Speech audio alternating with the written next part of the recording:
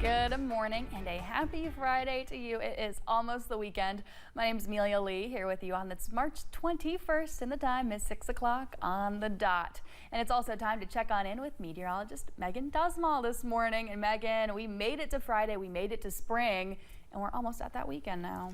I'm so excited for the weekend. We have temperatures warming up over the next 2 days, although we have some rain in the forecast. But as you head out the door, you do still have to deal with some of those chillier temperatures, and you might need that coat as you head out. Here's a look at those current temperatures as you're heading out the door, mainly in the 30s this morning. However, we do see 26 degrees as you're traveling towards Irvine, 28 for London, Wise, and Logan, and the rest of the area is following in the 30s.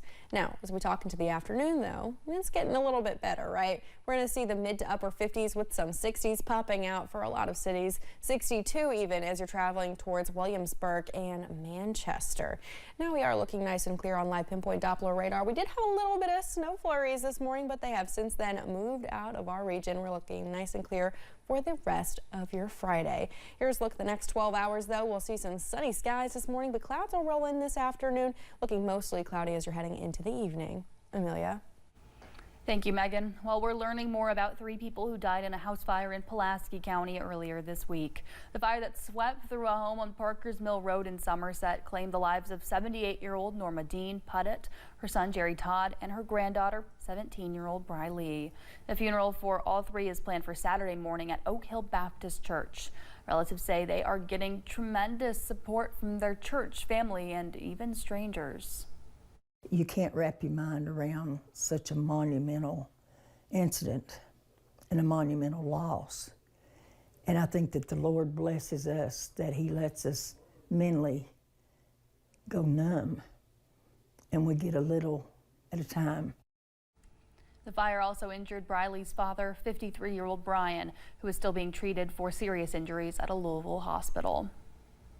The forest fire caused a scare and led to evacuations on Wednesday afternoon in Pikeville. Crews were told a transformer possibly blew, causing trees behind the Northgate apartment complex to catch fire. When first responders arrived, they found heavy smoke, and the wind was not helping matters. We spoke with the Division of Forestry. They estimated probably 60 to 70 acres in total on both sides of the ridges. It not only caught one side of the ridge, but it caught the other side of the ridge as well. The apartment complex was evacuated as a precaution. The fire is contained and has been monitored throughout the day. No injuries were reported. A woman in Laurel County is accused of assaulting an ambulance crew member. Deputies arrested 28-year-old Olivia Thomas of Corbin Wednesday evening after a complaint. They said Thomas was with a child, disoriented and possibly on drugs. She was taken to Baptist Healthcare, where an ambulance crew member claimed he was assaulted by Thomas on the way to the hospital. Thomas is facing several charges and was taken to the Laurel County Correctional Center.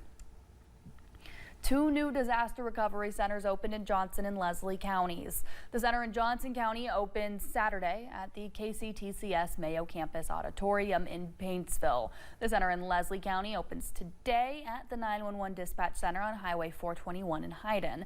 Both centers are first survivors of the February 14th through March 7th severe storms and flooding. The hours are from 7 until 7 Monday through Saturday, and Sunday from 1 until 7. For more information, you can find this story on our website, WYMT.com.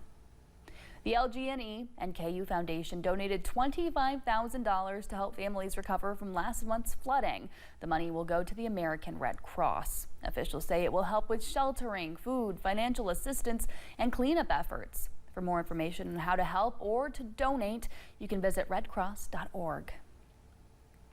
Folks in Whitesburg are wondering, why did the turkey cross the road? The Whitesburg Police Department has been trying to capture a wild turkey crossing the intersection at Pine Mountain Junction. The turkey walked up and down the street for a week, and officers have been working to capture him the last 3 days. We're concerned, obviously, about the traffic.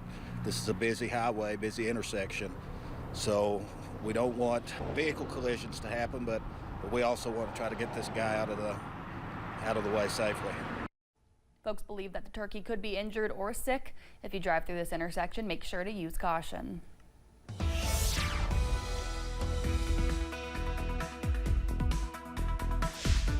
We can expect clear skies today. In terms of precipitation, seeing a little bit of clouds rolling through as you're heading into the afternoon and evening hours, but for the most part looking mostly sunny. Now temperatures for today, well, they'll warm up a little bit, but as we're going through the next couple hours, we'll finally get a little bit warmer. Here's a look outside your door, though. We're seeing mainly the 30s. 30 degrees for Jackson, 32 for Prestonsburg, and 31 for Manchester and Middlesboro. Seeing the 20s hanging on as you're traveling towards London, Wise, Logan, and Irvin. Here's a look at those afternoon high temperatures, mainly in the 50s and 60s for today. Not too bad as you're approaching the mid-mark of March. Here's a look at how the next couple hours will warm up into the afternoon. We'll hit the high temperature around that 5 o'clock mark, starting to get cooler as you're heading overnight. Amelia? Thanks, Megan, and thank you for joining Mountain News this morning. More news is on the way. Changes are coming for defense contracts and military grants after hundreds of millions in funding gets cut.